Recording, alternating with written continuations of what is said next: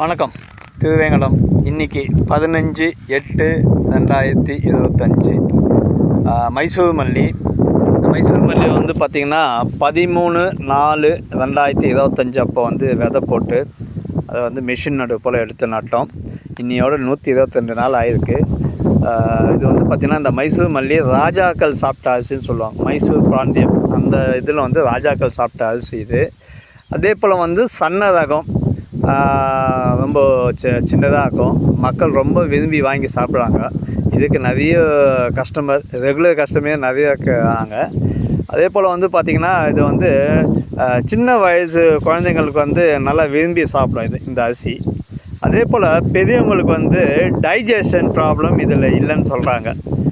ரொம்ப சன்ன ரகம் ராஜாக்கள் சாப்பிட்ட அரிசி, நோய் எதிர்ப்பு சக்தி கொடுக்குற அரிசி.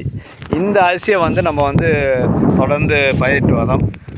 நல்ல டிமாண்ட் இருக்குது. நிறைய கஸ்டமர் இதை மட்டுமே விரும்பி கேட்டு வாங்கி சாப்பிட்றாங்க. அந்த விதத்தில் வந்து இந்த மைசூர் மல்லி ரகத்தை நான் பயிரிடுறது வந்து ரொம்ப சந்தோஷம்.